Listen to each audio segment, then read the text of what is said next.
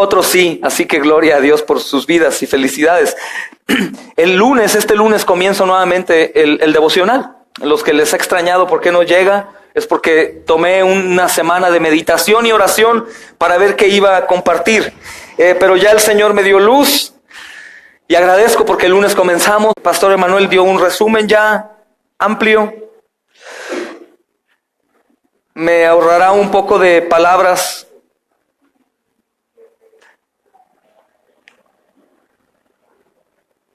Y ahora podremos avanzar más rápido.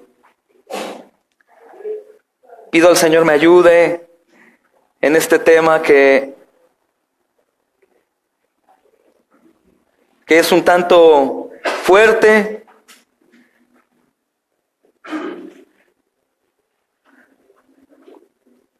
Porque habla de nosotros, sus discípulos, hermanos.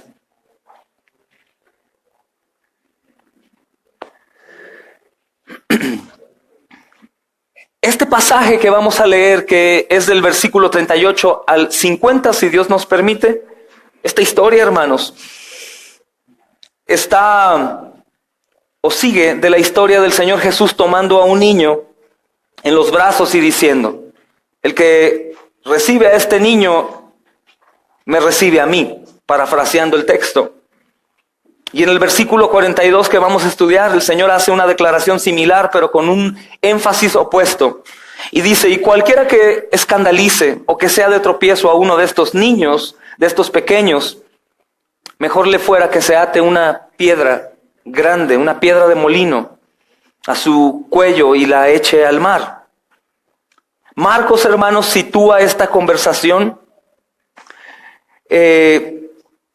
exactamente después de algunos pasajes en cuanto a la liberación de un endemoniado, pero estos dos acontecimientos, hermanos, de los niños pequeños, lucen aquí en este evangelio. Recordamos que estos pequeños o estos niños de los cuales se refiere el Señor no es literalmente niños, sino aquellos servidores, aquellos hombres de Dios, aquellas mujeres de Dios pequeños que no lucen, que no aspiran un título en la tierra, sino quieren ser grandes allá arriba. Eso nos cuesta trabajo, hermanos, hacer, pero es una enseñanza que nos ayuda muchísimo. Precisamente el Señor en el versículo 37, hermanos, termina diciendo: el que recibe en mi nombre a un niño como este, me recibe a mí. Y el que a mí me recibe, no me recibe a mí, sino al que me envió. El versículo 35 dice algo muy importante acerca de estos niños pequeños, que son aquellos discípulos suyos, como te digo, más débiles o menos reconocidos.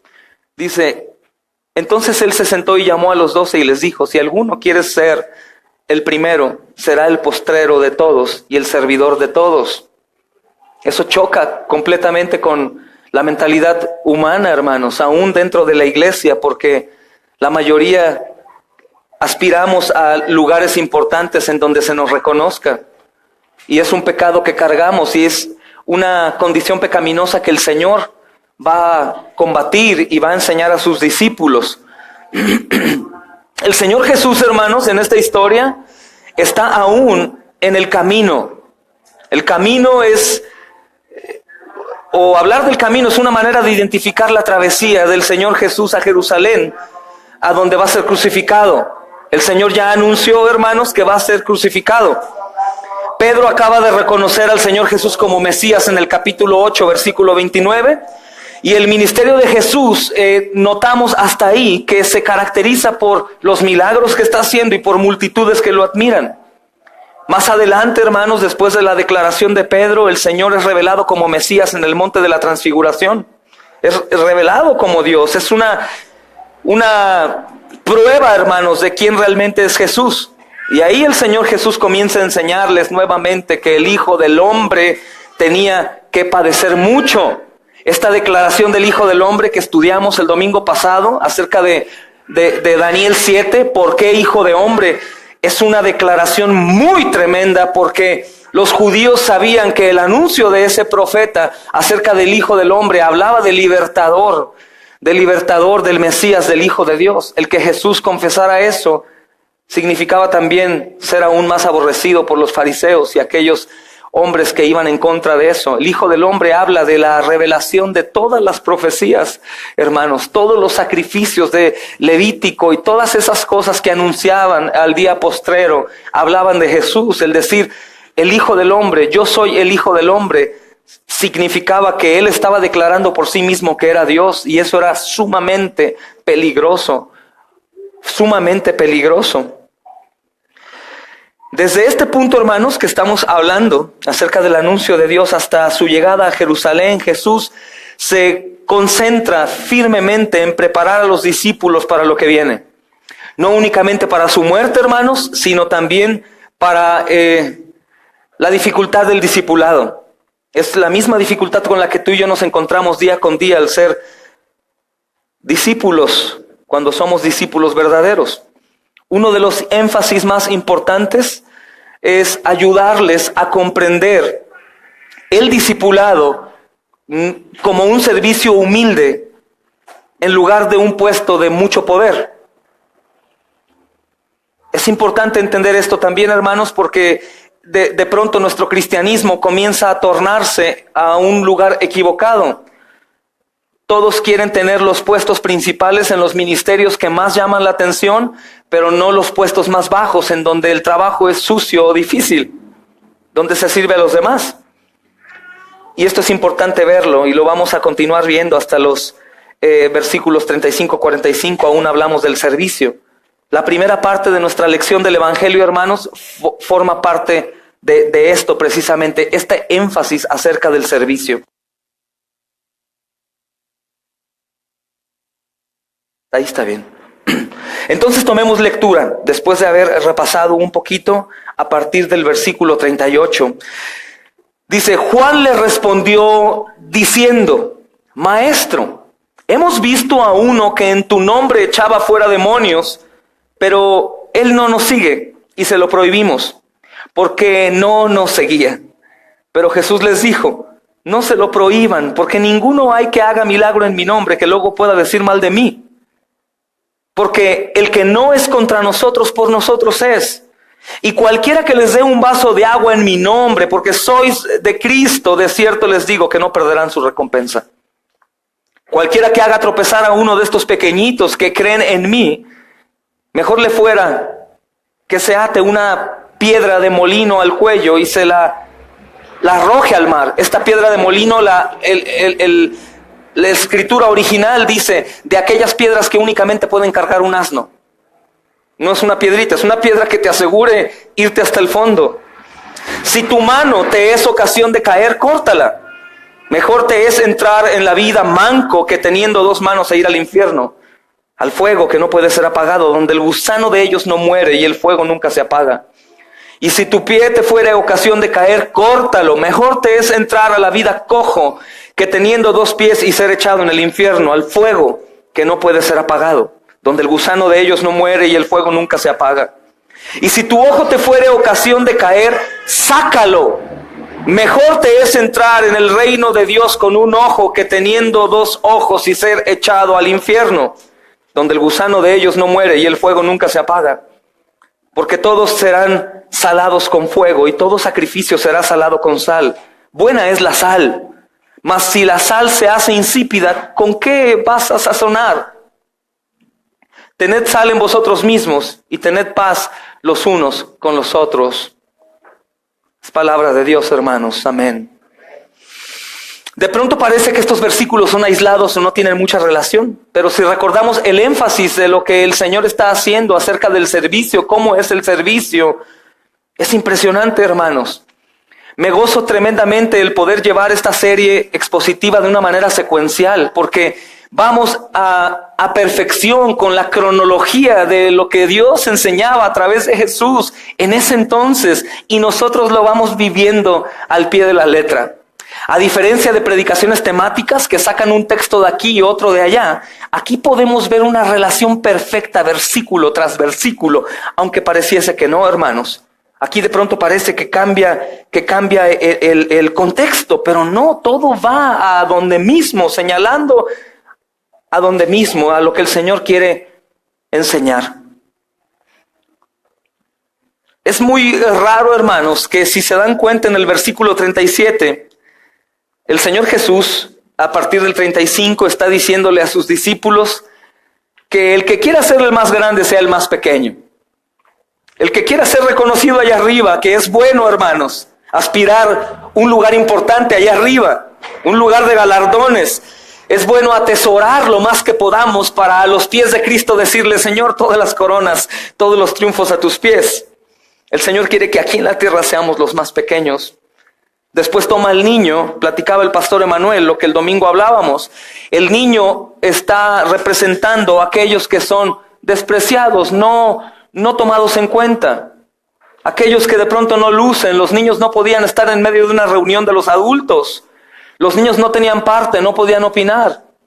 No es como hoy en día los niños sabios y como muy elocuentes y participan mucho. No, ahí los niños, hermanos, estaban considerados en poca estima. Y el Señor toma al niño y les enseña y les dice: el que reciba, el que escuche, el que trate bien a uno como estos, como el niño, lo hará conmigo, es lo que dice. El que se lo hace a ellos, me lo hace a mí. El que me lo hace a mí es como si se lo hiciese a Dios. Es sorprendente. Y de pronto, hermanos, como que Juan ahora va a desbancar un ratito a Pedro. Recordamos la actitud de Pedro: insensato, irreverente. Y ahora como que Juan le dice: quítate un rato, Pedro, ahora yo voy a tomar tu lugar. Y eso me da gozo, hermanos, porque nos hace sentir en paz. Nosotros somos como ellos. Y de pronto Juan, si te das cuenta, cambia el tema de pronto, pero yo sé que el Señor, el Espíritu Santo, pone en Juan ese querer responder para continuar con la historia. La soberanía de Dios permite que Juan responda. ¿Responda qué? Si te das cuenta, no hay una pregunta de por medio. Versículo 37 no está diciendo: ¿y qué piensan ustedes? ¿O qué creen? ¿O qué dicen a esto? Sino que el Señor dice: el que me recibe a mí, no me recibe a mí, sino al que envió. Y Juan le responde y le dice: Maestro, hemos visto a uno que en tu nombre echaba fuera demonios, pero él no nos sigue y le sugerimos que mejor se detenga. ¿De qué estás hablando, Juan? ¿Qué estás pensando? ¿De qué hablas? Es importante, hermanos, recordar que el Señor Jesús no eligió a los estudiosos más grandes de ese entonces. Que el Señor Jesús no eligió a los más importantes. No eligió a los que más sabían. El Señor Jesús no eligió a los más reconocidos de ese entonces. No, hermanos. El Señor eligió a personas que no eran nada, relativamente hablando, comparado con los escribas, fariseos y los estudiosos. El Señor eligió personas sin letra, pescadores, gente que no tenía mucho peso en la actualidad. El Señor, en esa actualidad, el Señor eligió a un recaudador de impuestos. El Señor eligió hombres violentos. Pedro era un hombre sin letra. Probablemente no sabía escribir y leer. O sea, eligió personas que eran como muchos de nosotros, hermanos, porque el propósito de Dios precisamente en Jesús era que brillara el mensaje, no el mensajero.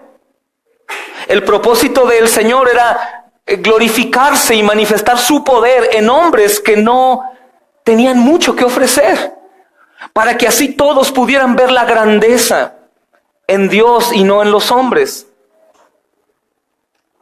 Es importante reconocer que eligió hombres sin mucho sentido común. Es importante reconocer esto, hermanos, porque también muchos de nosotros formamos parte de ese paquete.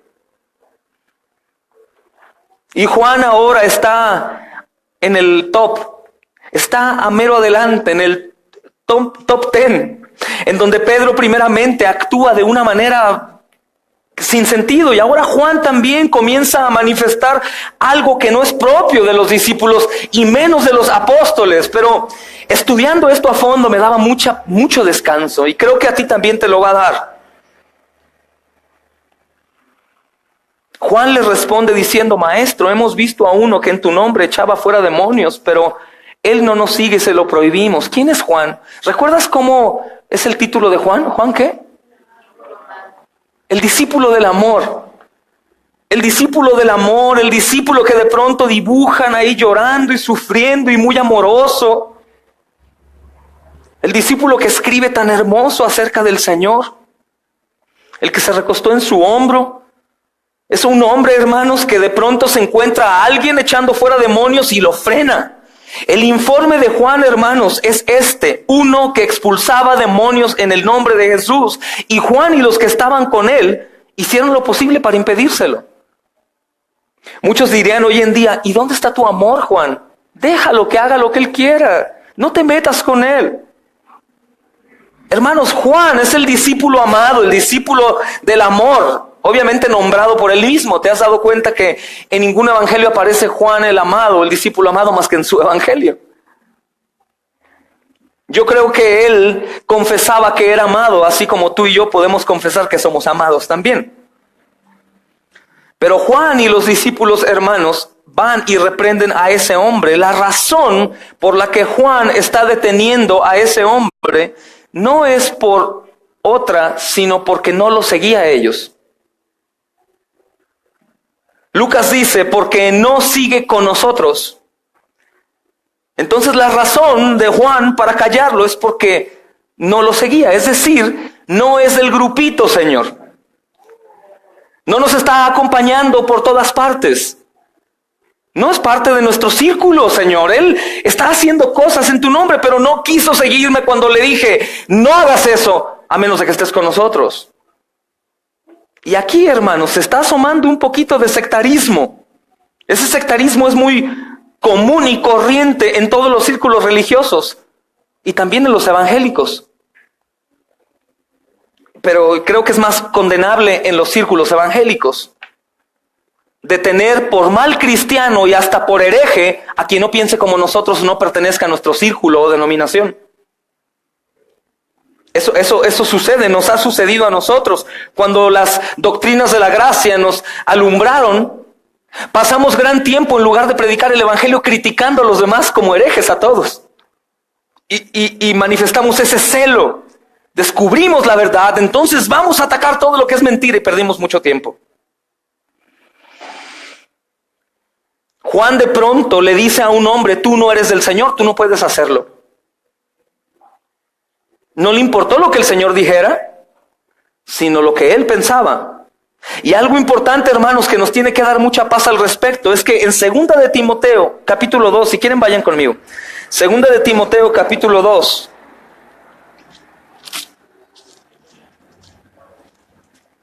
Versículo 19. Dice, pero el fundamento de Dios está firme teniendo este sello. ¿Cuál sello? Conoce el Señor. ¿A quiénes? A los que son suyos. El Señor conoce a los que son suyos. Ahí se aligeró un tanto la carga, hermanos. Este Juan, hermanos, es hijo de Zebedeo, hermano de Santiago, primos de Jesús. Este es uno de los hijos de trueno, así se les bautizó con ese nombre o ese sobrenombre.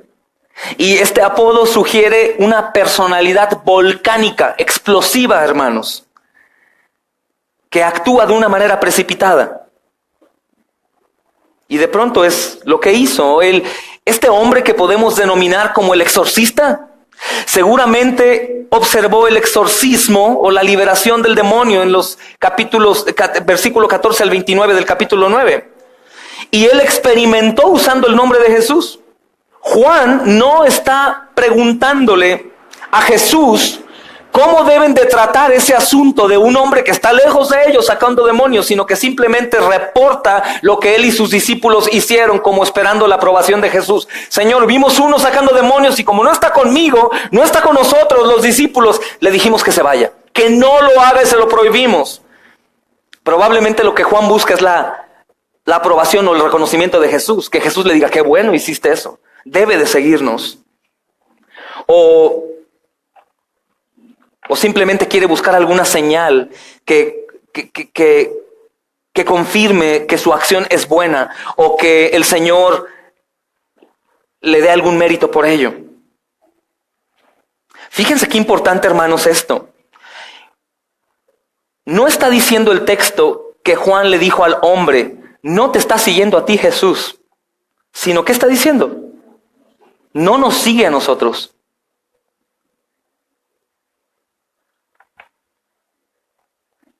El Señor nunca dijo, sígueme a mí, a mis discípulos. Lo que Él dice, sígueme. Entonces Juan, sin autoridad ninguna, ha incluido a los discípulos y a Él en el concepto de seguir. Síguenos. Y esto nos muestra ambición y envidia de parte de Juan, hermanos. Escucha, ambición y envidia de parte de Juan. Orgullo. Juan el apóstol. Ellos también pecaban. En el próximo capítulo 10, versículo 25, no vayan, al 45, vamos a ver cómo nuevamente aparece Juan con esta bandera de orgullo, de vanagloria, de que quiere un lugar importante, acompañado por su madre y su hermano Santiago para decirle a Jesús, queremos estar a tu lado uno al otro. ¿Se podrá que cuando estés en tu reino, Santiago y Juan estén al lado tuyo?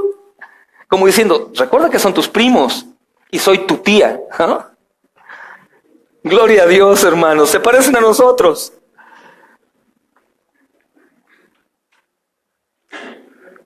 Juan, hermanos, es uno de los 3 discípulos, Pedro, Santiago y Juan. Son muy privilegiados porque ellos han estado con Jesús en varias ocasiones especiales.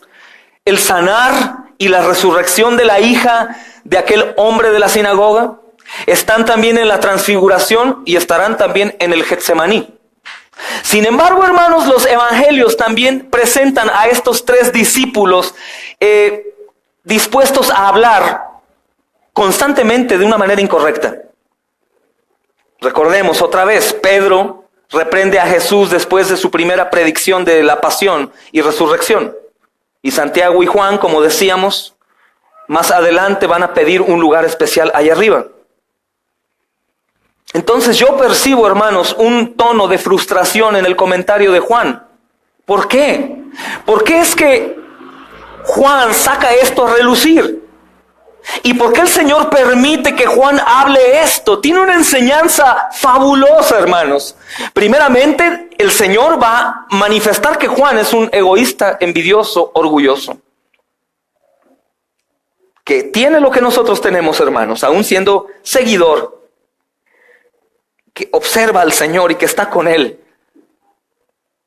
Pero por otro lado también el Señor nos recuerda algo que acaba de decir en los versículos pasados acerca de quién es el más grande. Yo pienso, hermanos, que este tono de frustración en el comentario de Juan es con referencia a lo que sucedió cuando el Señor Jesucristo baja del monte de la transfiguración. Y de pronto ven que hay algunos discípulos que no pueden sacar a los demonios. Es decir, no tienen éxito en el obrar con el exorcismo en los versículos 14 al 29 que vimos. Entonces, estos discípulos certificados, estos discípulos seguidores del Señor, que son los certificados, ahora van a aprender de su error. Porque están viendo a un hombre que no está junto con Jesús, que está haciendo lo que ellos no pudieron hacer. Y es frustrante, hermanos. Como él que no sigue, porque no dice echó fuera un demonio, dice echó fuera está echando fuera demonios, muchos demonios en el nombre de Jesús. Y ellos no pudieron en una ocasión. Aunque ya lo habían hecho, la falta de una comunión, de ayuno y oración, que se resume en comunión, en meditación, en oración, al parecer a este hombre no le hacía falta, hermanos. Al parecer no le hacía falta. Obviamente también no es tan perverso Juan y seguro que está preocupado aquí por proteger la santidad del nombre de Jesús. Como algunos de nosotros cuando vemos herejías en lo que se dice ser cristianismo, que vamos y defendemos por el nombre de Jesús, o al menos espero que por eso lo hagamos. Pero también Juan lo está haciendo con un tono que nosotros en ocasiones sacamos a relucir. Proteger el estatus de nosotros como creyentes. Y Juan está haciendo eso. Él quiere proteger el estatus especial que tienen los discípulos. Según se imagina Juan, yo pienso, hermanos, que como si Jesús comisionó a los 12, El Señor pretenderá que ellos cumplan cualquier obra que haya de hacerse en su nombre, no nadie más. Si nosotros fuimos comisionados, entonces nadie más lo va a hacer. En cierta forma hay razón, hermanos, y no estoy elaborando una predicación ecuménica acerca de que respetemos absolutamente todo lo que se dice ser cristiano. No, pero hay algunas cosas que hoy vamos a aprender de mucha importancia. Miren en el libro de Hechos, capítulo 19, versículo 13. Vamos, para que no se queden con pobreza en mi exposición de este texto. Hechos 19, capítulo 13. Versículo 13. Hechos 19, versículo 13 al 16. Mira qué dice ahí.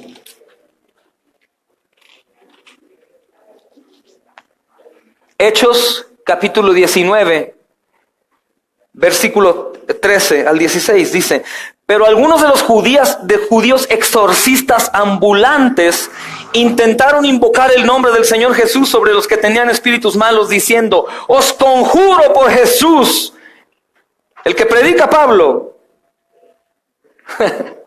Había 7 hijos de un tal Esceva, judío, jefe de los sacerdotes, que hacían esto. Pero respondiendo el espíritu malo dijo, ¿qué dijo, hermanos? A Jesús lo conozco y sé quién es Pablo, pero vosotros, ¿quiénes sois? Y tú sabes cómo les fue. Y el hombre en quien estaba el espíritu malo, saltando sobre ellos y dominándolos, pudo más que ellos, de tal manera que huyeron de aquella casa desnudos y heridos. Los desvistió. Y ahí fueron, hermanos, imagínate esa escena. Y esto fue notorio a todos los que habitaban en Éfeso.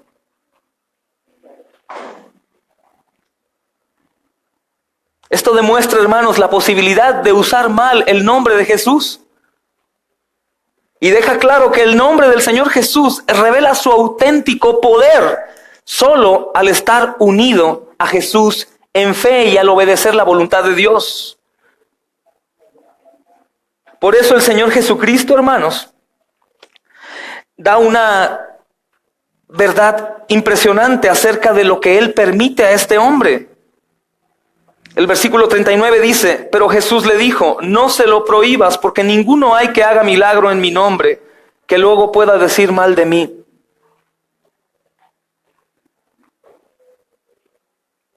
Entonces, hermanos, probablemente Juan vio esto, hubo un tanto de celo e impotencia, porque él sí puede y porque los discípulos no lo lograron la vez pasada. Probablemente también, hermanos, no quiere decir que este hombre tenía una actitud o un comportamiento perfecto. Pues es obviamente muy extraño que uno que tiene poder para expulsar demonios en el nombre de Jesús no se una a ellos y los siga. Está echando fuera demonios y que vea a los apóstoles y diga, los estaba esperando, los estaba buscando. Es como cuando nosotros encontramos por primera vez la sana doctrina y no encontrábamos una iglesia en donde congregarnos y alguien llegó y nos habló de todo esto y dice, yo me congrego en tal lugar, vamos. Gloria a Dios, encontré una iglesia sana. Pero este hombre no, hermanos. Es raro que no se haya unido a ellos también. A no ser que tuviera repugnancia de dejar todo para seguirlo, pero no lo creo, estaba trabajando para el Señor. Y no hay muchos datos, hermanos, no hay nombre de él, no hay más historia. Y creo que nosotros no pudiéramos juzgar, como dice Matthew Henry, a este hombre, pues no sabemos mucho de él y el Señor no nos lo revela.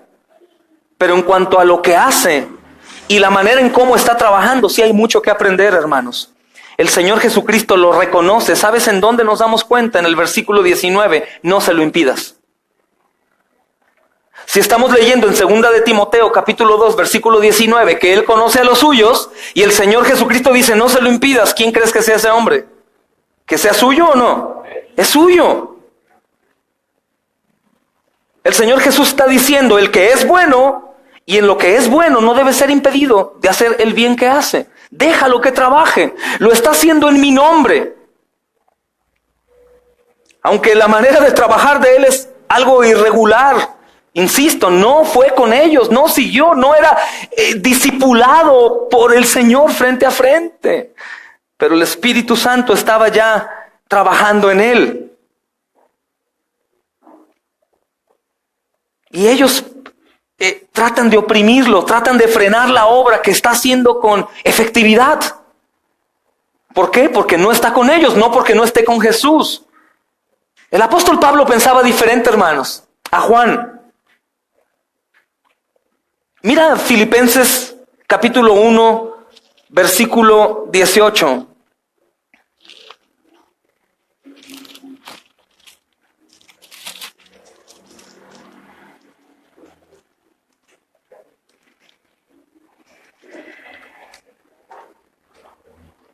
Filipenses 1:18.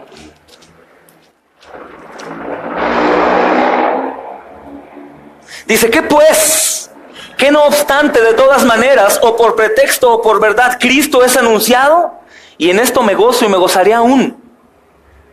Precisamente está narrando que hay algunos que están predicando a Cristo por envidia o contienda, pero otros por buena voluntad. Los unos anuncian a Cristo por contención, no sinceramente, pero otros por amor sabiendo. Y el apóstol Pablo dice, a ver, mira, están haciéndolo por lo que lo hagan, pero están anunciando a Cristo. Esto no quiere decir que el apóstol Pablo está apoyando las herejías. Están anunciando a Cristo de la manera en como Cristo es. ¿Qué quiero decir con esto? Esta enseñanza no nos dice que dejemos andar libremente a los que predican a Cristo a su manera. A aquellos que abusan, hermanos, de las doctrinas y las retuercen y comienzan a hacer del cristianismo un circo. No quiere decir eso, sino el apóstol Pablo aquí en Filipenses está hablando de aquellos que sí anuncian a Cristo con mayúscula, al verdadero, al que sí es, pero probablemente con malas intenciones, por vanagloria, por contienda, por hacer lo que Pablo hacía. Hermanos, hoy en día hay muchos predicadores que anuncian la verdad, predican la verdad, al Cristo verdadero, conocen de la teología del pacto, anuncian las doctrinas de la gracia, pero su motor no es Cristo, sino su propia vanagloria, orgullo. ¿Me doy a entender? No es un mensaje falso el que tienen, es el mensaje verdadero, pero ellos tienen una intención incorrecta. Quieren lograr algo, quieren llegar a obtener algo, quieren ser famosos, quieren ser alguien que ellos probablemente en el mundo nunca lograron ser. El apóstol Pablo dice, no importa, déjalos. Si ellos están en esa condición, déjalos. A fin de cuentas el evangelio es predicado y las ovejas de Cristo escucharán y lo seguirán. Con tal de que Cristo sea predicado, Él se regocija. Habla de un corazón regenerado de Pablo. En el caso de Juan no es lo mismo, hermanos. En el caso de Juan y los discípulos que iban con él, quieren frenarlo, aunque ven que están haciendo la obra en el nombre de Jesús. Aunque están haciendo buen uso del nombre de Jesús. Y aunque pueden notar que este hombre tiene un diferente modo de pensar y de actuar, de cualquier manera lo está haciendo bajo el nombre de Jesús. Hermanos, este hombre, como los discípulos, está luchando contra las huestes espirituales de maldad de las regiones celestes también.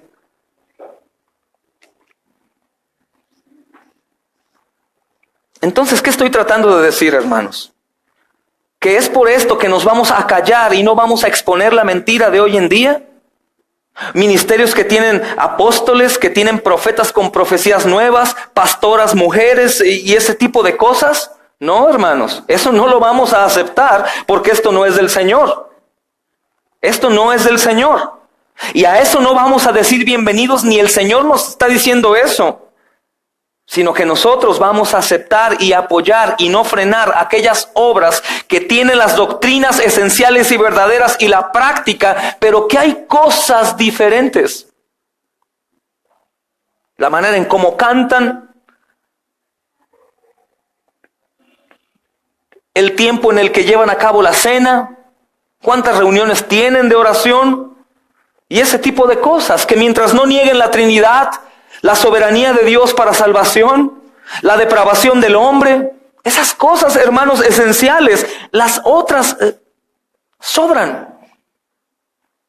que si ellos bautizan niños, o que si el pastor usa una vestimenta eclesiástica.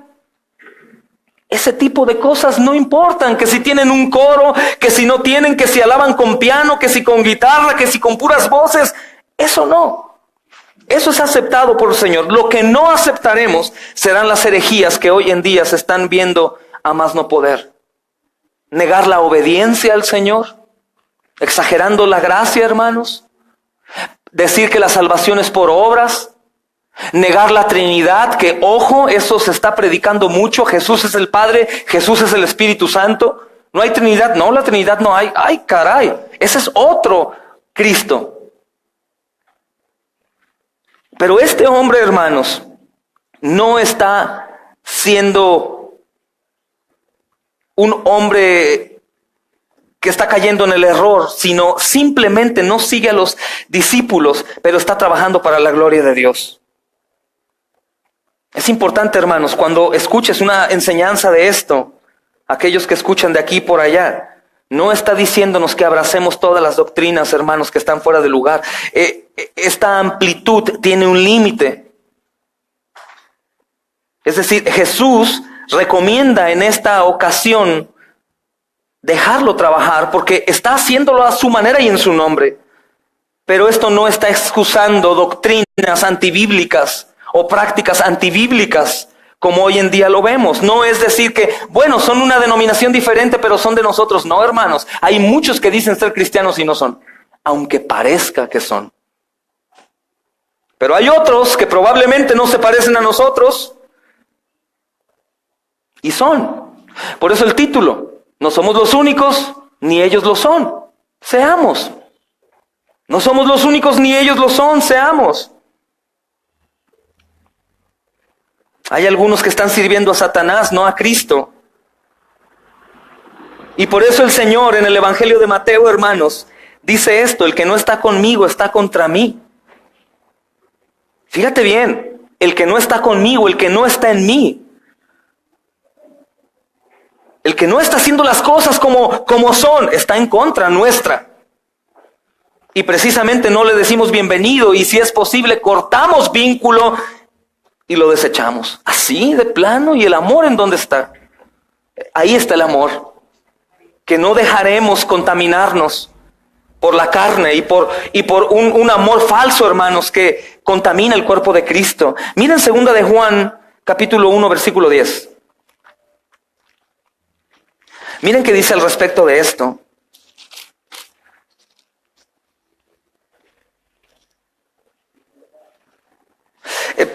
Les cae muy bien para aquellos que tienen un corazón de pollo, algo hippie.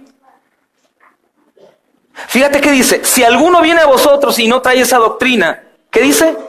No lo recibas en casa ni le digas bienvenido. ¿Cuál doctrina? Las doctrinas esenciales del Señor Jesucristo. ¿No es hermano entonces? No es hermano. No es hermano. No le llamamos hermano.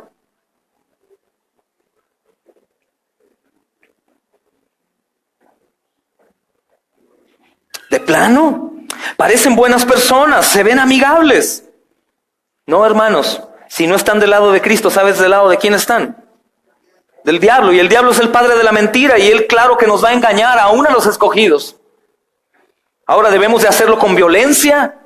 No, hermanos, con templanza y amor. Simplemente cortar vínculo y poner una raya y continuar adelante, y no estar debatiendo con ellos, pues no podemos pelear con un muerto.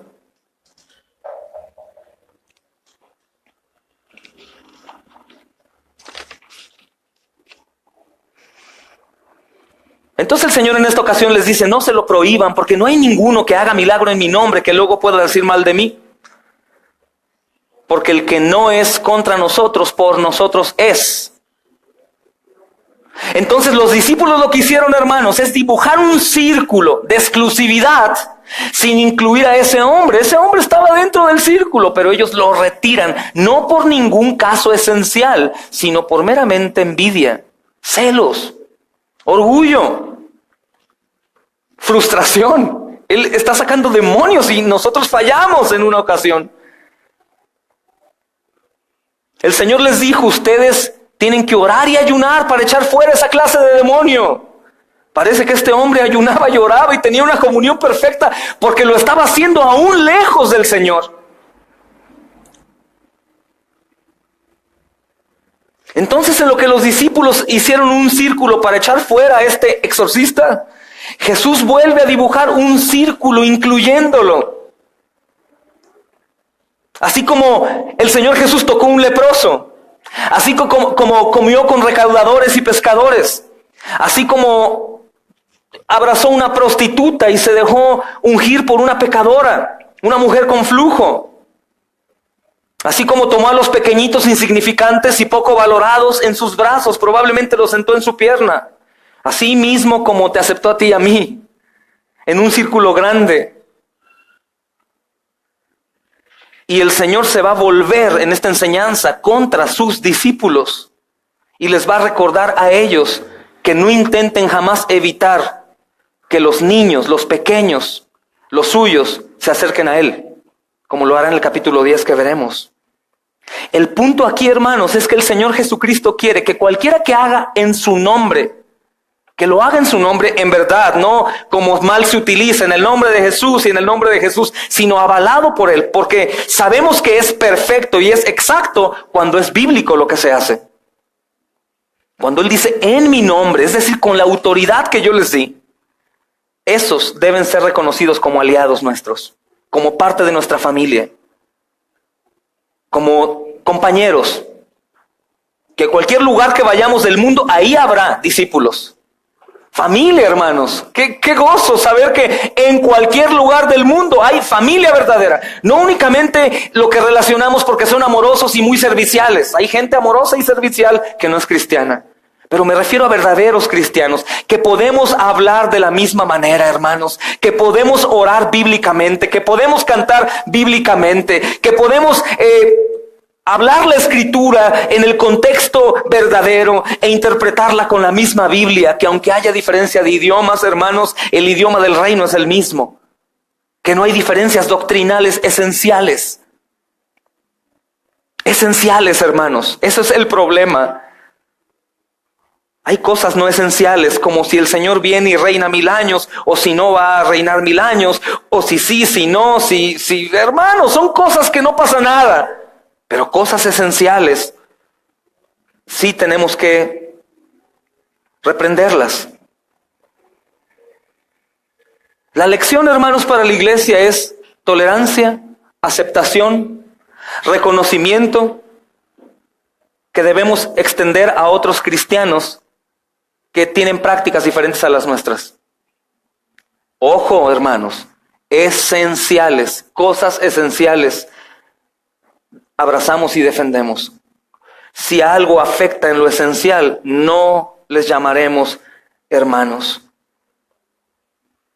Yo tengo hermanos que amo que son pentecostales y que no entiendo por qué son pentecostales, neopentecostales, si conocen las verdades de Dios, pero ellos continúan ahí.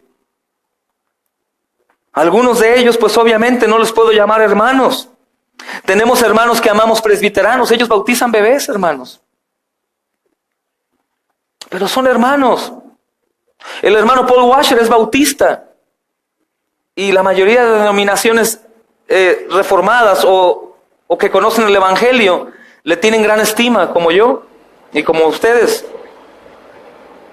Entonces, no porque tengan denominación o algunas prácticas distintas a nosotros, dejarán de ser hermanos. Los que dejan de ser hermanos son aquellos que salen del círculo, hermanos. Al contrario, por ejemplo, en esta historia de los fariseos y de los escribas que traman contra Jesús al comenzar su viaje a Jerusalén, este hombre, este exorcista no es un enemigo, como Juan lo está presentando aquí. El problema es que él no sigue a Jesús, no sigue a los 12, sino trabaja por su propia cuenta.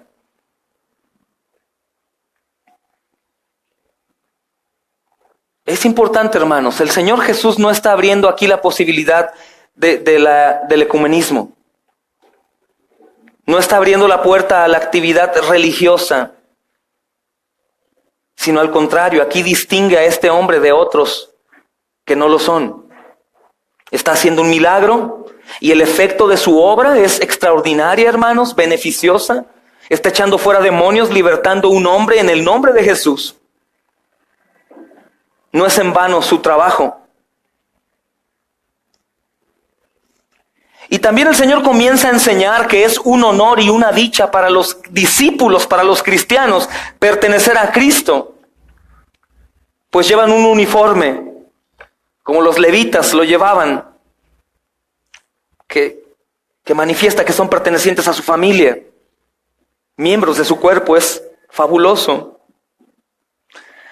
Es increíble lo que el Señor comienza a narrar también aquí adelante. El poder servir a los necesitados, a los pobres de Cristo en sus aflicciones. El que lo recibe es como si a mí me recibe. Tendrá recompensa. El que obra para los de Cristo, obra para Cristo mismo. Y esta es la razón, hermanos, por la que no tenemos que ver con malos ojos ni desanimar a aquellos que trabajan en la obra del Señor, aunque no piensen ni obren exactamente igual a nosotros. Cristo reconoce como a nosotros mismos aquellos hombres que están trabajando en su nombre. Y también nosotros tenemos que reconocerlos, hermanos. La enseñanza, hermanos, está relacionada con los pasajes pasados. Este versículo precisamente que leíamos, el versículo 35, dices: si alguno quiere ser el primero, será el postrero de todos y el servidor de todos. Los pequeños, aquellos que no lucen, aquellos que no se conocen. Este hombre que acaban de conocer y estar enfrente es de esos. Están lejos de Jesús, no tiene ningún galardón, hermanos, públicamente como alguno de los discípulos directos, y es un pequeño, y precisamente el Señor les está enseñando y les va a reprender el peligro tan horrendo que es tratar de frenarlo. A ese pequeño de gran estima.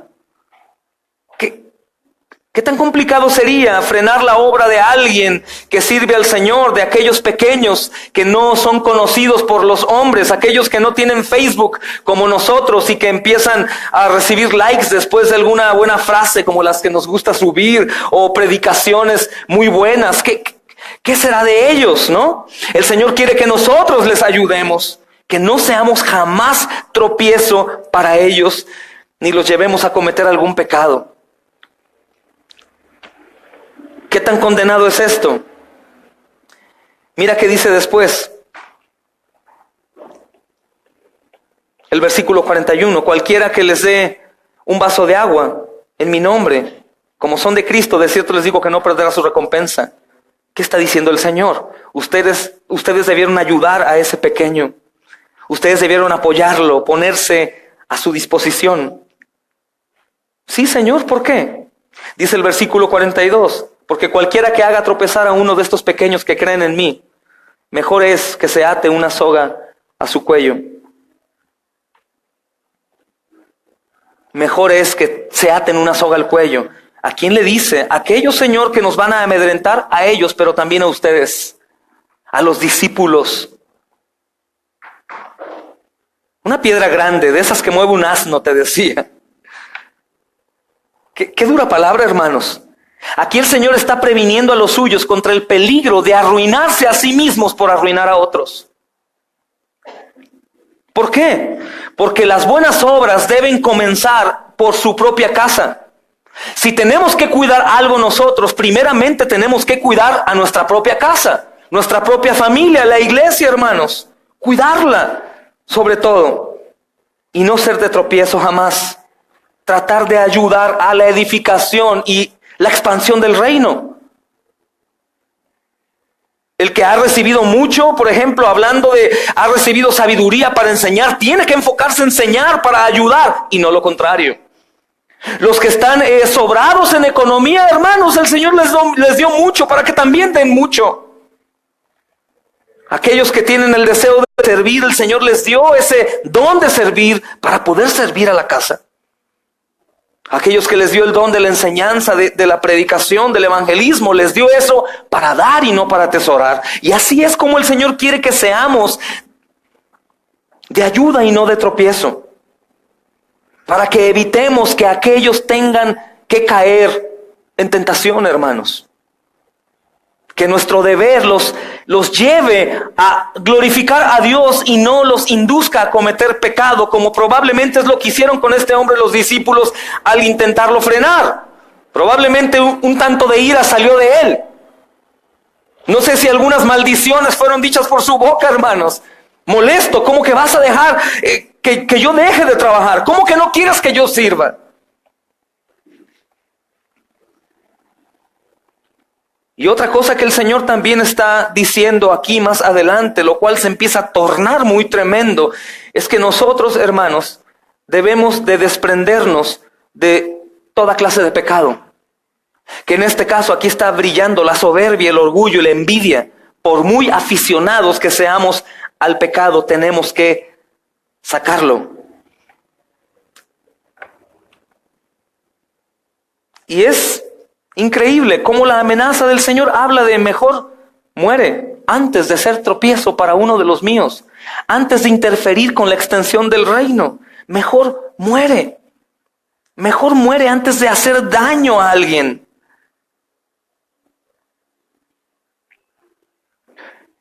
Una de las maneras en cómo se puede hacer bastante daño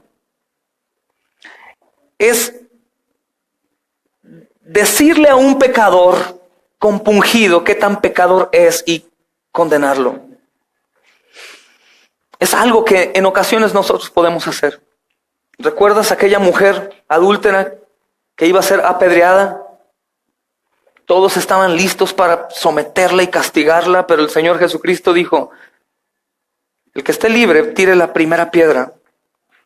Cuando nosotros recordamos que ninguno de nosotros está libre de pecado, aprendemos a callar el condenar a los demás por el suyo.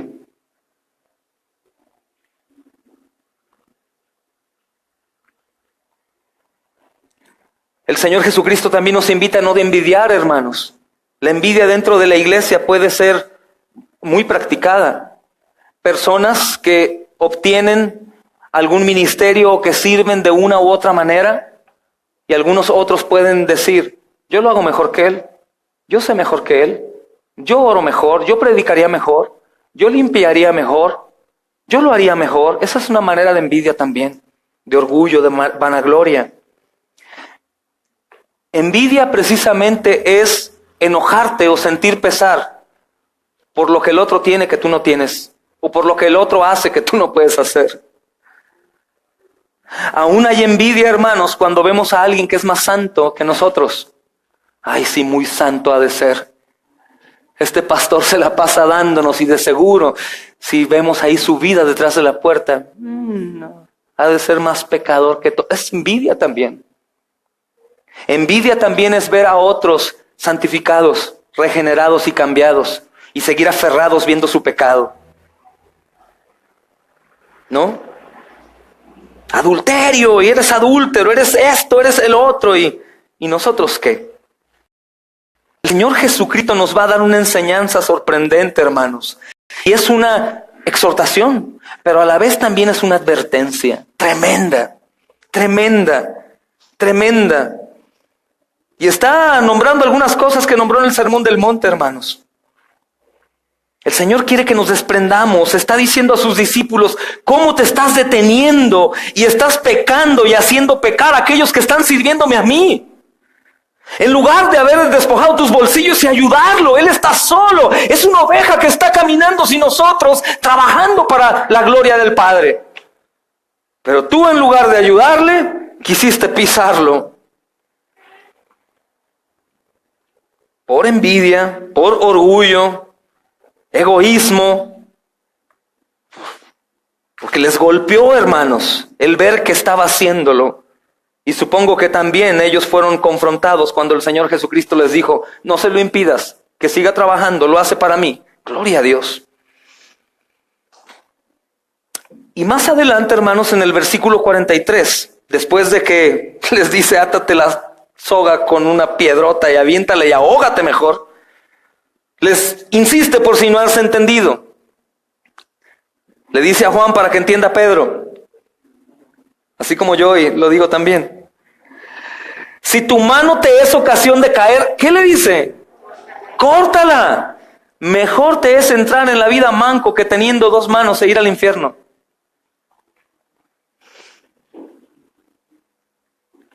El caso, hermanos, en el caso supuesto de que una mano, un pie, un ojo o cualquier cosa sirva de tropiezo, es decir, que aquello que nos arruina en el plano espiritual o que arruina a otros, sea tan querido para nosotros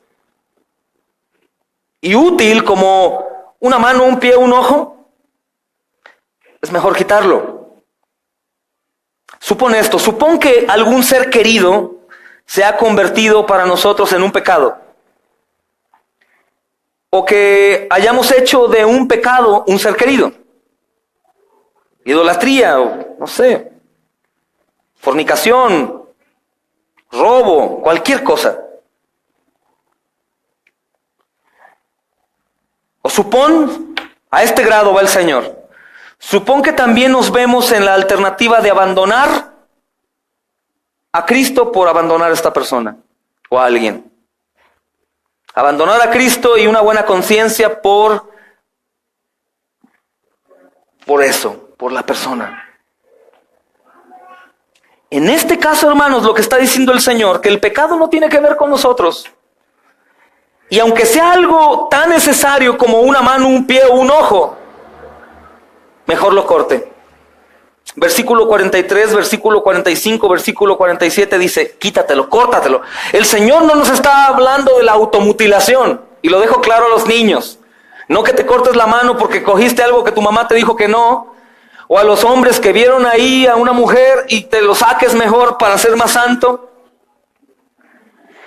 No, sino que va al grado, hermanos, al grado de que es mejor cortarte.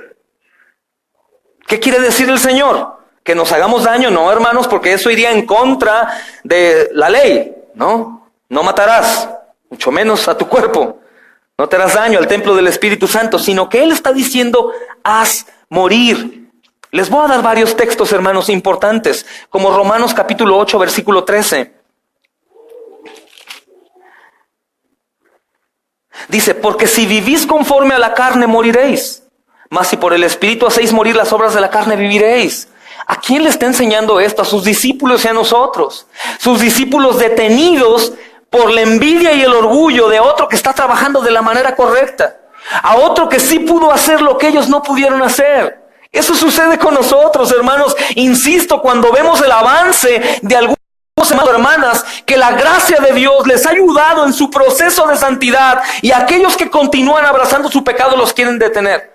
No, acuérdate que ni tan santo eres, Te conozco bien cómo estás pecando, cómo estás haciendo. No te escondas, de Dios no puedes esconderte. Y frenamos y hacemos que la gente nuevamente se vea reprobada y diga, Señor, es verdad, probablemente no has obrado en mí, cuando el Señor ya está obrando en ti. Haz morir, haz morir. El Señor dice, quítate de los pecados, eso que tanto amas te daña, crucifícalo. Mira Gálatas 5:24. Es importante esta enseñanza, hermanos, sobre todo por el peligro que hay hoy del hipercalvinismo, del antinomianismo. Acerca de... ¿Han crucificado qué? Han crucificado, hermanos, la carne y sus pasiones. Han crucificado, han muerto. El Señor cuando dice, corta tu mano, tu pie. Ustedes no lleven al pecado a nadie, ni cometan pecado. Ahora pueden dejarlo. Antes no. Arroja lejos de ti esa cosa detestable, a ese ídolo que te resulta tan deleitable. Es necesario que el miembro gangrenado sea amputado. ¿Para qué crees que un miembro engangrenado se corte? Para que el cuerpo viva, hermanos. Eso es con nosotros, en mi práctica, pero también con la práctica del pecado de alguno del cuerpo de la iglesia. Esto es bueno para que algunos de mucho amor lo entiendan, el por qué algún día tendremos que llegar a expulsar a alguien de la iglesia o a cortar su ministerio. porque hay pecado de por medio, envidia, orgullo, intenciones maliciosas. Hermanos, lo tendremos que hacer. Después no vengan a decirme, ¿por qué, pastor? ¿No aplicaste amor y misericordia contra él, contra ella? Porque fueron oportunidades una tras otra, y al parecer él no es de Cristo, porque si hubiese sido de Cristo hubiera permanecido en Cristo, se hubiera arrepentido, hubiera clamado por ayuda, por oración, y se hubiera visto un cambio, porque el Señor en su inmensa gracia produce cambio en las personas. Y en el pecado nuestro, hermanos, detonado aquí por la envidia, por la frustración, que el Señor dice, y no solo la envidia y la frustración, sino todos los pecados, dice, arroja lejos de ti como cosa detestable a ese pecado que resulta tan deleitable. Entiendan también, hermanos, no quieran fingir, el pecado les gusta como a mí. El pecado te gusta. Te gusta tu tiempo, tus cosas, tu guardar, atesorar. Te gusta ver, escuchar, hablar, transmitir con nuestro cuerpo en ocasiones, hermanos. Nos gusta, es algo natural. Pero en Cristo Jesús ahora podemos dejarlo a un lado. Es decir, hermanos, por amor a Cristo, nosotros podemos abandonar las obras pecaminosas para su gloria. Estar delante del pecado, a punto de pecar, y escuchar al enemigo como me dice, no hay problema, esto no pasa nada, una sola vez. De hecho, llega el diablo a incluir el arrepentimiento en tu lucha, y te dice, al cabo después te arrepientes. Pero no, hermanos, es necesario que absolutamente todo, aún lo que más tengamos dentro, una práctica pecaminosa, sea quitada, hermanos, para la preservación de la propia vida. Hay que negarle, hermanos, al yo. Hay que negarle al yo lo que sirve para destruirlo.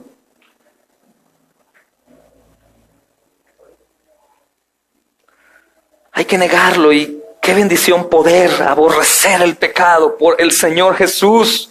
Y tenemos varios motores, hermanos, pero el más importante es el mismo Señor para poder abandonar el pecado. Es una necesidad. Es necesario mortificar la carne, hacer morir la carne a fin de que podamos entrar en la vida. ¿De qué hablo? Que la salvación es por obras, no, hermanos, pero un cristiano que conoce la verdad, que continúa en su vida pecaminosa, no goza de la vida eterna aquí en la tierra. Está frustrado, vive sin confianza, vive atormentado por el propio enemigo, condenándolo cada rato por su pecado, y no fluyes, no gozas. Es importante.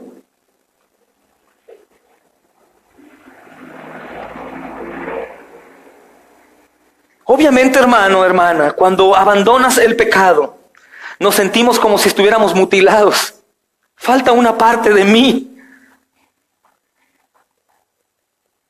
Se siente incómodo dejar de hacer esto o comenzar a hacer algo que glorifique al Señor.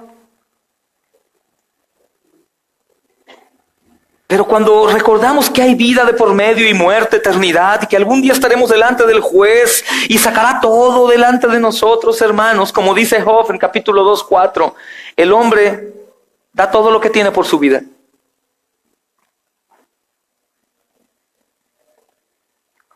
Y ese tipo de mutilaciones acerca del pecado y lo que vamos retirando se consideran precisamente las marcas del Señor Jesús, que el apóstol Pablo dice en el capítulo 6. Que en el reino de los cielos serán cicatrices de honor, dice Matthew Henry. Es decir, que aquellas cosas que cortamos de nosotros pecaminosas, hermanos, hoy podríamos enumerar un sinnúmero de pecados que practicamos día con día como si no hubiera problema. Y podríamos comenzar uno a uno cada quien. Te aseguro que a lo mejor se repiten pocos, pero la mayoría son diferentes. Porque todos tenemos pecado. Esto es precisamente lo que el Señor quiere que dejemos a un lado y que nos pongamos en acción. ¿Cuál podría ser un motivador para mí? Platicábamos el viernes. Imagina esto, si tú has creído en el Señor Jesucristo, si tú en realidad has creído, llegaremos delante de Él y estaremos ahí, será sacado todo nuestro archivo de obras malas, de pecados. Supongamos que se les da una calificación del 5 al 10 y el 99% serán 5 y 6. 5 y 6. Y probablemente el 0.1% habrá algunos 8, 9 y 10. Se saca, hermanos, ese libro de nuestra vida y ahí sacan toda la relación. Y estamos ahí delante, temblando, delante del juez. Los pecados que ahí llevaremos si perseveramos en el pecado. Y de pronto abren el archivo del libro de la vida y tu nombre está escrito ahí. Y de pronto no hay relación. Y dices, ay, reprobé, pero ahí está mi nombre. Y de pronto, en esa lista, hermanos, hay un cerillo por cada nombre, de madera. Dice un pastor, de madera hecho por la cruz de Cristo. Una astillita hecho cerillo de la cruz. Entonces el juez justo prende el cerillo y quema tu archivo de las cosas malas y de las cosas buenas. Y hay una leyenda abajo de tu nombre que dice, salvado por gracia. Y después te dicen, voltea allá. Y volteas y ves al varón perfecto con sus ropas ensangrentadas por ti. Digo, tiene que quedar claro que no somos aquellos que ganan la salvación, sino que fuimos salvados por gracia. ¿Cómo es posible, hermanos, si sabemos estas verdades, que nosotros no comencemos a manifestarlo con el exterior, para no ser tropiezo a los demás? Porque con tu pecado haces pecar a otros también. Con tu pecado haces pecar a otros también.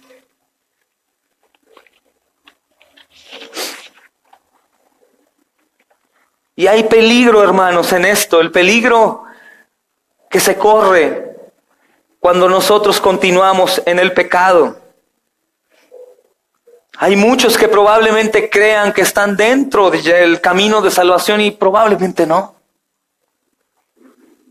¿Qué quiero decir? Insisto, no quiero decirte que si te portas bien vas al cielo y si te portas mal, no, hermanos, definitivamente el cielo, y sabes, va a estar lleno de pecadores perdonados. Pero los que continúan practicando el pecado de una manera deliberante, hermanos, ellos están anunciando que no han recibido gracia. Y aquellos que han sido salvos y viven en pecado, hermanos, lo que están haciendo es bañarse en la sangre de Jesús, salpicándose. El propósito tuyo y mío debe ser extender el reino de cualquier manera. Los dones fueron dados a nosotros para edificar la iglesia. Insisto, el que tiene el don de enseñar, enseña. El que tiene el don de servir, sirve. El que tiene el don de orar, hermanos, de una manera formidable por horas, ora. El que tiene capacidad económica, ayuda a la iglesia, hermanos. Cada uno da conforme al don que ha recibido de parte de Dios para edificación de su iglesia. El no hacerlo también es pecar. Pero esto que el Señor nos enseña, hermanos, está tratando de llevarnos al punto en que nosotros debemos morir al pecado o vamos a morir espiritualmente muertos, contristando al Espíritu Santo y viviendo una vida de dolor. Hermanos, hay entre nosotros personas que conocen de Cristo, pero su pecado de temor, de celos, de ira, de contienda, de idolatría, lo llevan a vivir un cristianismo infeliz. Infeliz. ¿Y qué es de tropiezo a otro? A la esposa, a los hijos, al esposo, a los hijos, a la familia que les ven hablar, que los ven afligidos, atormentados, en vicios, en su manera de andar, de vestir, hermanos. Si permitimos que el pecado reine sobre nosotros, escucha bien, aunque somos salvos por gracia, si permitimos que el pecado reine sobre nosotros, es inevitable que no nos arruine. Nos va a arruinar, hermanos. Nos va a arruinar. Y qué tremendo énfasis carga Cristo, hermanos, especialmente en esta triple repetición que registran muchos manuscritos. En el terror que debe despertar a cada cristiano acerca de esta advertencia. ¿Cómo el Señor Jesús diciendo que me saque un ojo, que me corte una mano, que me corte un pie? No, hermanos, no quiere que nos hagamos daño de esa manera, sino quiere que mortifiquemos el pecado, a ver si así entienden. Por eso aborrecemos la abominable enseñanza antinomiana que te dice no tienes que obedecer.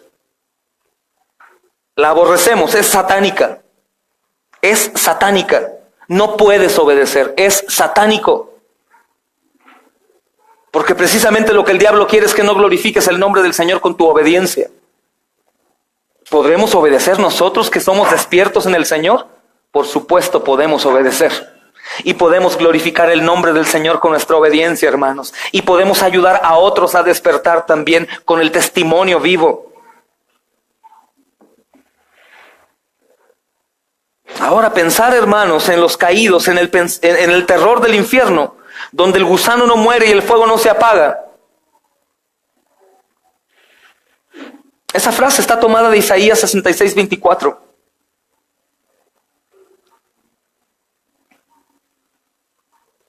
Y los dos miembros están ahí complementados. El gusano es algo interno y por eso, aunque no se dice en el texto, suele interpretarse como los remordimientos que atormentarán la conciencia del condenado por las oportunidades de salvación que dejó pasar y que ahora ya no tiene remedio por toda la eternidad.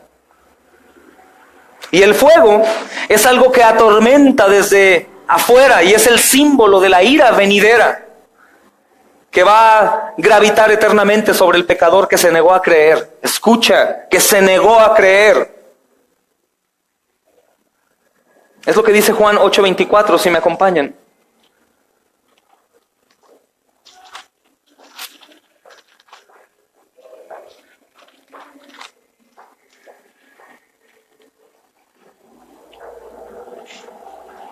Dice, por eso os dije que moriréis en vuestros pecados, porque si no creéis que yo soy, en vuestros pecados moriréis. Por eso os dije que moriréis en vuestros pecados, porque si no creéis que yo soy, en vuestros pecados moriréis. Un Dios eterno, hermanos, enteramente airado contra un malvado que solo va a vivir para estar muriendo eternamente. Imagina morir eternamente. Por eso la Escritura dice en Hebreos 10, versículo 31, horrenda cosa es caer en manos del Dios vivo. Miren, hermanos, no hay otra cosa más importante que lo que el Señor nos enseña aquí acerca del pecado.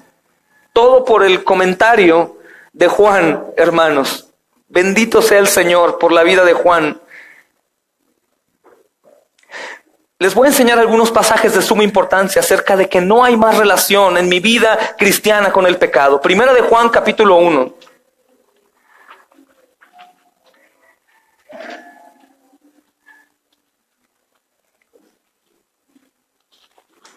Versículo 5.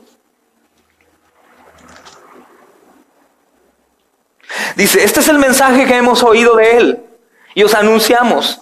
Dios es luz y no hay ningunas tinieblas en Él. El 6 dice, si decimos que tenemos comunión con Él y andamos en tinieblas, mentimos y no practicamos la verdad. Mentimos y no practicamos. Andar es practicar, caminar. Hermanos, no es normal que una persona que alaba al Señor el domingo con todo su corazón y que predica de Cristo, fornique durante toda la semana como si nada pasara. No es normal que una persona que se dice ser cristiana, que viene aquí a escuchar y a decir amén, y que anda afuera en la calle, robe. No es normal, hermanos, que una persona que se dice ser cristiana y viene todos los días al culto, esté airada todo el tiempo en pecado y haciendo daño. Es lo que el Señor está enseñando. Es lo que el Señor enseña, que seamos quien Él nos llamó a ser. No es normal. No es normal, hermanos. Y el Señor precisamente nos ha dado gracia y nos ha concedido libertad. Nos ha concedido libertad. Mira 1 de Pedro capítulo 2, versículo 9.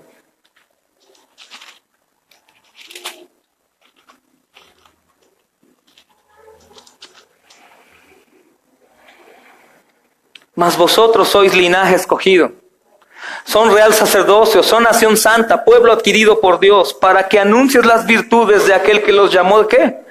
De las tinieblas a la luz. No es algo fingido, hermanos. No es algo que hagamos delante de la gente para que vean qué santos somos. Es algo que hacemos para gloria de Dios omnipresente, omnisciente, que todo el día nos observa. Entiende, yo hablo de personas también ya salvadas por gracia, gratuitamente, a través de la fe, que no hay más relación, ya no hay más mañana y luego lo hago y luego no creo que hay problema. El pecado corrompe, el pecado destruye y el pecado mata. No creas, hermano, hermana, esa locura demoníaca que te dice que eres salvo y puedes seguir pecando como si nada sucediera. Judas parecía salvo. Judas tuvo un ministerio muy importante del billete, hermanos. ¿Judas era salvo? Parecía salvo, hermanos. Hizo milagros. ¿Pero qué hizo? Escuchó, vio la luz, recibió la gracia ahí en Cristo Jesús. Oportunidad de arrepentimiento, hermanos. Él mismo decidió hacer lo que hizo.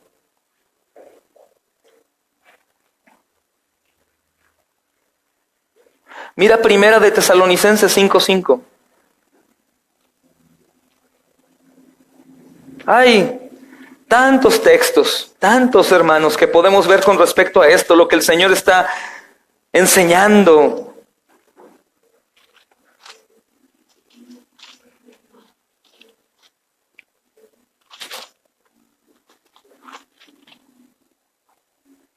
Dice, porque todos vosotros sois hijos de luz e hijos del día, no somos de la noche ni de las tinieblas. Mira Colosenses 1:13.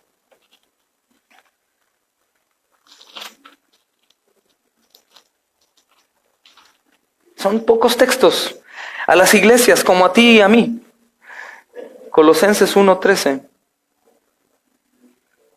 Dice, el cual nos ha librado de la potestad de las tinieblas. ¿De qué? ¿Y qué está diciendo? ¿Que me libró de qué? Del poder. Y nos ha trasladado al reino de su Hijo amado. No hay más poder del enemigo y de su fuerza que ejerce para que tú continúes pecando y después anuncies a Jesús.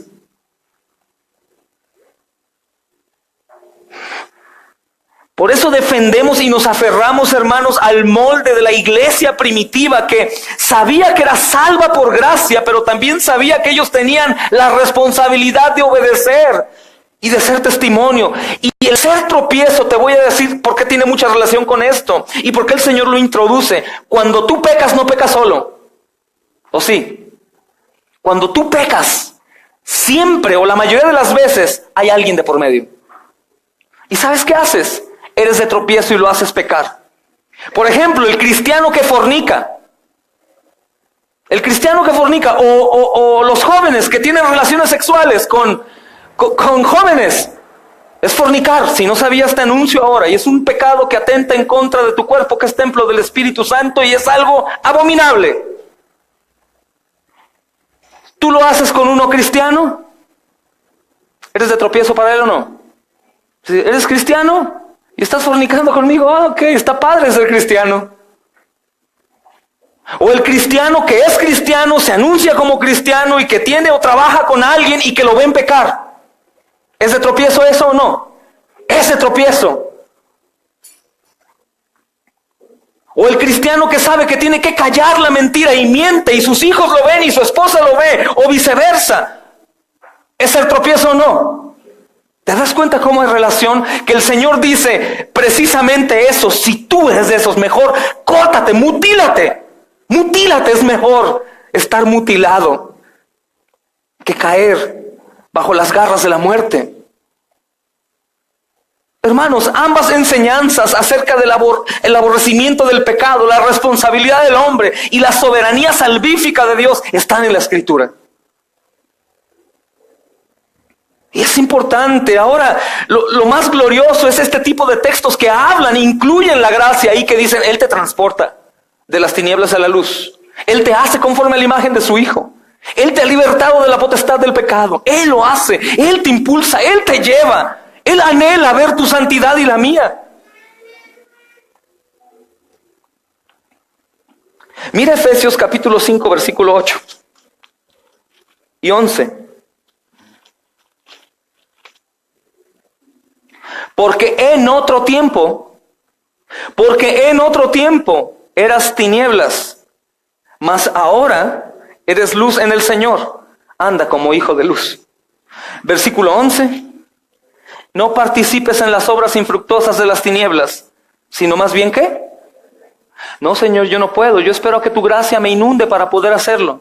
Ya te inundé. Mi hijo ya murió. Mi hijo se entregó. Has visto ya a mi hijo en la cruz, ensangrentado, desfigurado por ti. No puedes continuar. No puedes continuar. Entonces un cristiano debe de arrepentirse día con día cuando peca para la gloria de Dios. Solo pensemos en esto, hermanos, más nosotros, si nosotros hemos entendido lo que significa Cristo, el Hijo de Dios en la cruz, ¿qué significa que nosotros continuemos pecando? ¿Que nos importa su cuerpo ensangrentado, hermanos? ¿Que nos importa que se separó del Padre y que hubo una agonía horrible? ¿Que la Trinidad, hermanos, por un momento fue colisionada? ¿Qué manifiesta entonces continuar? Que aún no hemos creído que el Hijo de Dios fue azotado por el Padre. Por eso no hay relación. Entendamos, quitemos nuestras obras sucias y viles. No me van a salvar jamás. No me van a salvar. Pero también, hermanos, entendamos que una persona que se dice ser cristiana, que no ha sido regenerada, que no aborrece el pecado, lo que está manifestando es que no es cristiana.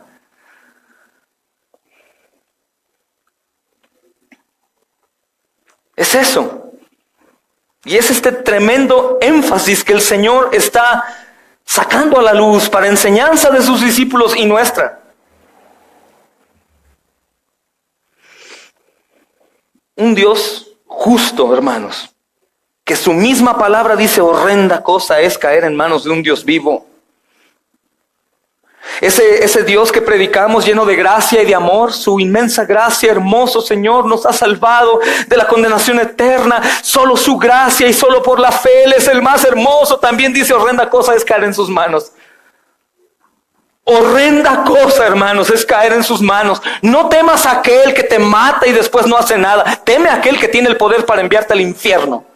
No es Satanás, es el mismo Señor. Y esto no nos invita a tenerle miedo a Dios, hermanos. Al único que no debemos de temerle es a Él. Sino esto nos lleva a recordar su santidad y su justicia. Y que no va a pasar por alto absolutamente nada, hermanos. Nada.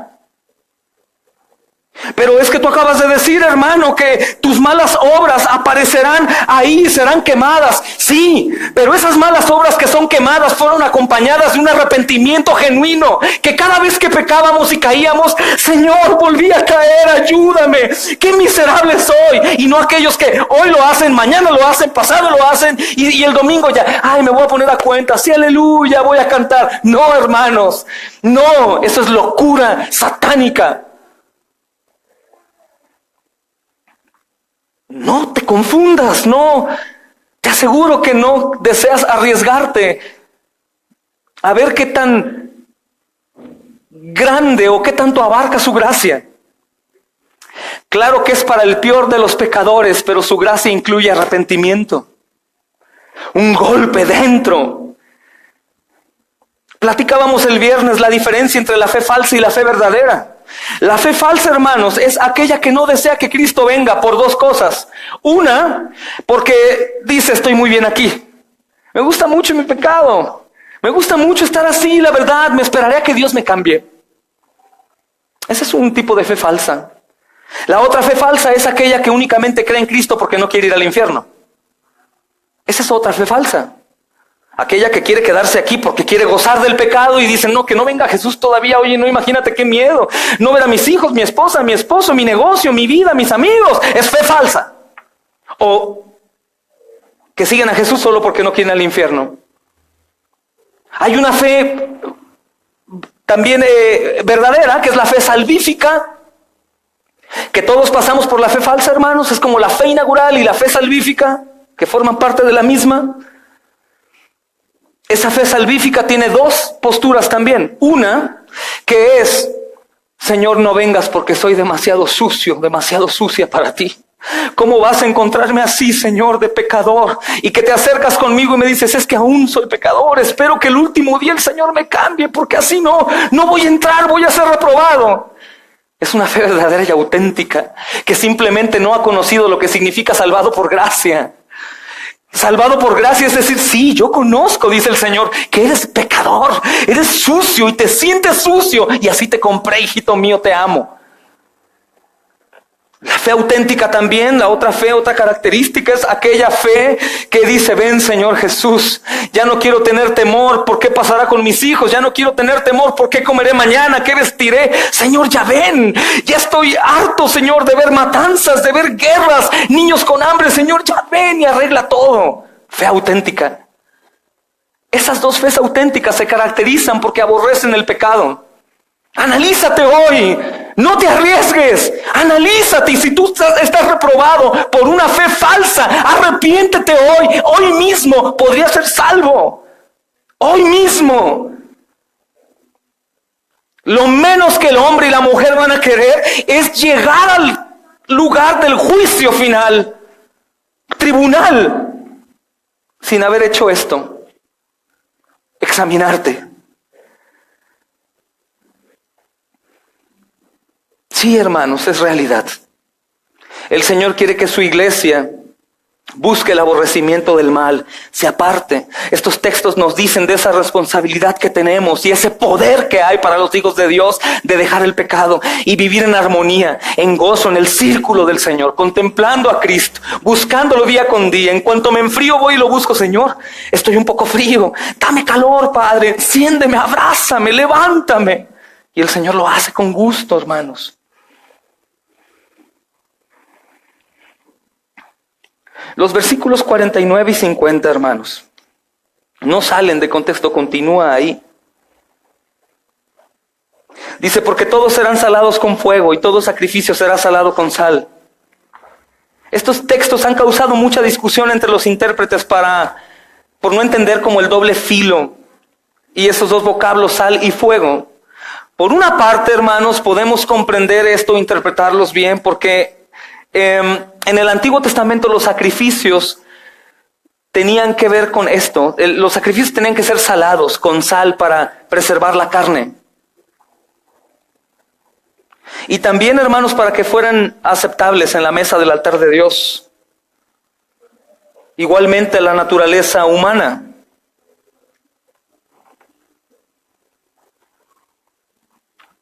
Al estar corrompidos, por eso se le llama carne, debe ser salado de algún modo para adquirir sabor. Mira Colosenses 4:6, solo un poquito.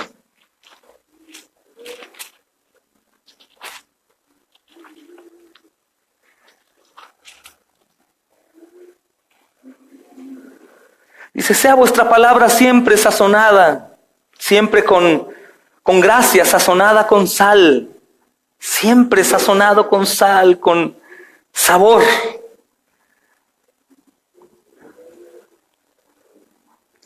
Para que sepáis cómo debes responder a cada uno.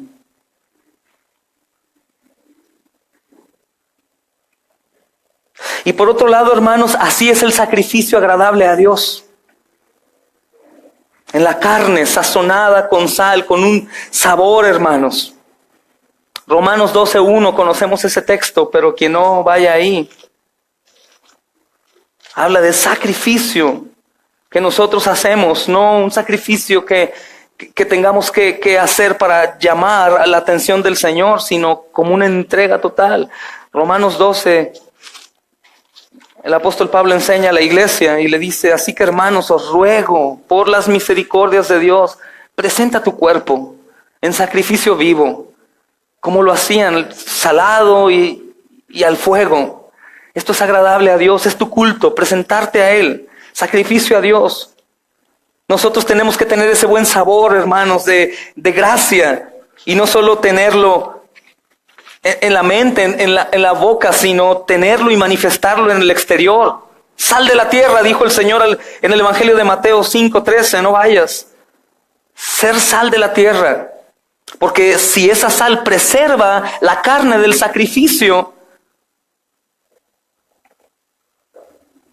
es la manera en cómo nosotros vivimos. Si esa misma sal, si nosotros que somos sal, hermanos, perdemos el sabor o somos tibios o medio mundanos en nuestra manera de ser y pecaminosa, es una sal insípida que no sazona, que no sirve para la carne del sacrificio. Esa sal habla de una vida santa que es agradable a Dios. Y también impide que los condenados al infierno sean destruidos y aniquilados, esa misma sal. Que vivan siempre en una condenación eterna para siempre y sean atormentados perpetuamente. Tiene relación tanto en la parte de adoración y de entrega como en la parte también final, en donde no va a ser consumido por el Dios que es fuego, ¿qué? Consumidor.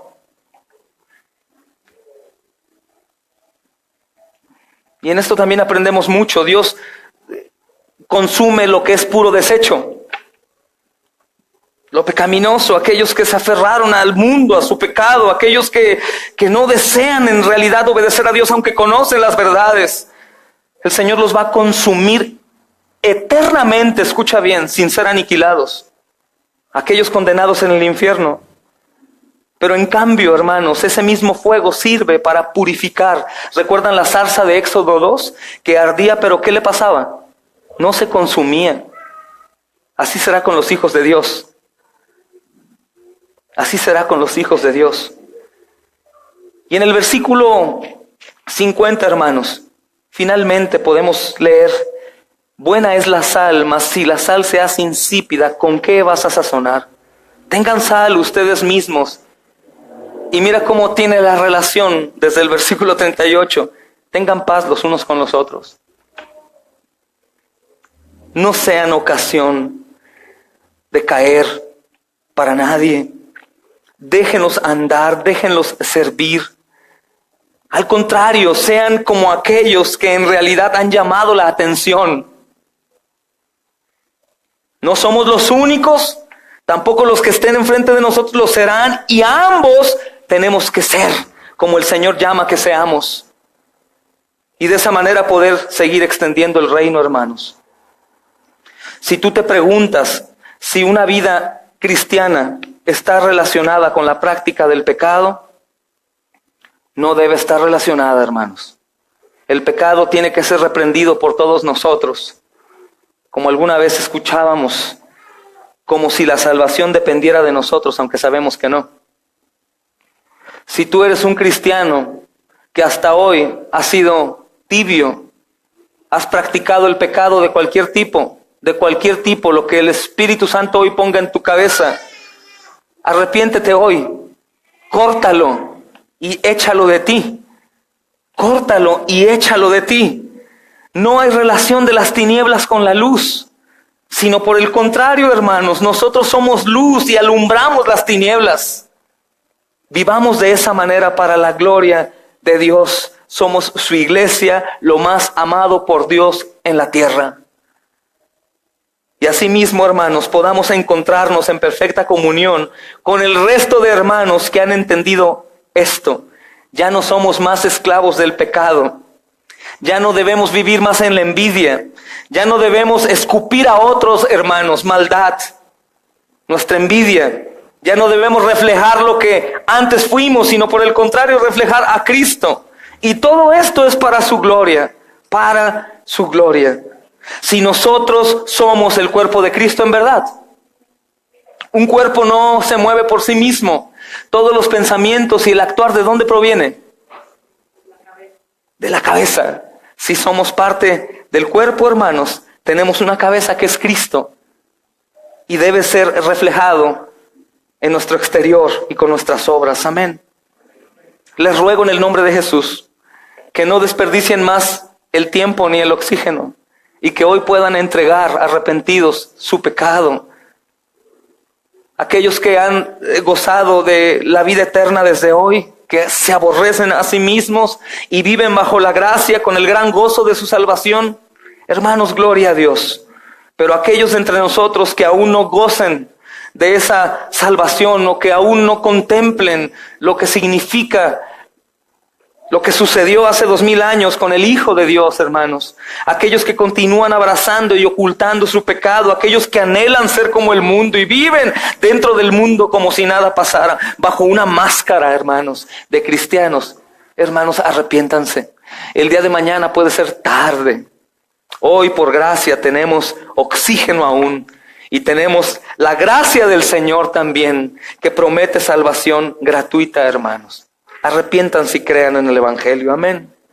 Vamos a orar, hermanos.